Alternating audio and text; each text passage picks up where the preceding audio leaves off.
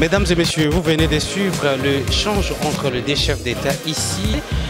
Du lancement des programmes, des systèmes de passation. Nous allons rentrer un tout petit dans le domaine de l'économie. La première ministre Judith Suminwa a présidé une réunion pour redynamiser les dialogues avec le secteur privé pour un climat des affaires propices en République démocratique du Congo. Nous allons également vous laisser suivre d'abord le compte-rendu qui a été fait par le vice-premier ministre en charge de l'économie nationale, Daniel Mukoko Samba, qui s'est exprimé juste après avoir cette réunion élargie dans le climat des affaires en République démocratique du Congo, dans la salle des réunions de l'hôtel du gouvernement à Kinshasa. Suivez d'abord les comptes rendus. On va juste rebondir et où on va juste revenir pour continuer d'autres décryptages d'actualité d'Acropotique sur Top 243 News. Il s'agit donc de discuter de la nécessité de mettre en place un cadre permanent de dialogue entre le secteur public et le secteur privé, avec pour objectif d'améliorer progressivement le climat des affaires. Vous savez très bien que la République démocratique du Congo est régulièrement indexée par les investisseurs étrangers, mais aussi par les opérateurs économiques nationaux, du mauvais climat des affaires. Et pourtant, des efforts ont été entrepris de manière continue, avec plusieurs réformes dans le domaine des finances publiques, dans le domaine de la promotion des investissements et dans bien d'autres domaines.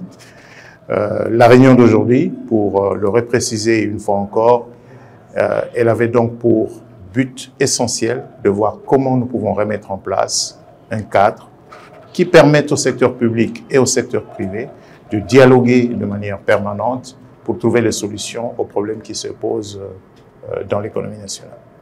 Oui, mais d'abord, vous aurez noté que l'économie nationale est restée résiliente, qu'elle résiste bien à ce choc, parce que c'est un vrai choc.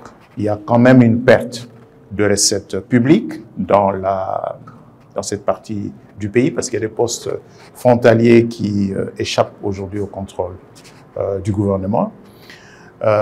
Mais l'économie est restée résiliente, les équilibres macroéconomiques sont maintenus.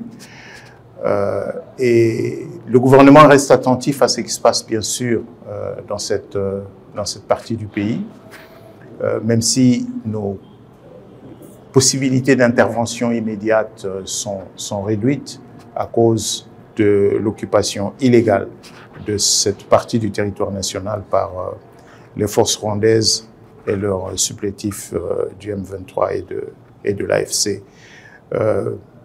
Mais ce n'est pas parce qu'il y a cette situation dans une partie du territoire national que les investissements vont tarir.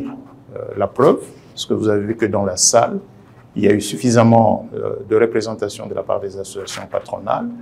Il y a des investissements qui se mettent en place au moment où nous parlons dans différents secteurs. Et c'est justement pour trouver les moyens d'améliorer la mise en place de ces investissements que Son Excellence Madame la Première ministre a élargi la réunion du comité de conjoncture économique au secteur privé pour discuter de cette question. La collaboration entre le secteur public et le secteur privé n'est donc pas un fait nouveau. Ce que le secteur privé réclame aujourd'hui, pour le résumer de manière simple, les textes existent, les lois existent.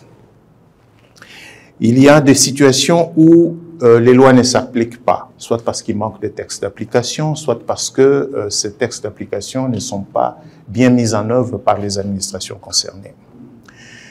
Il y a aussi des situations où, malgré l'existence de textes, il y a des comportements auprès des agents des administrations publiques qui sont en contact avec le secteur privé, des comportements qui énervent le climat des affaires.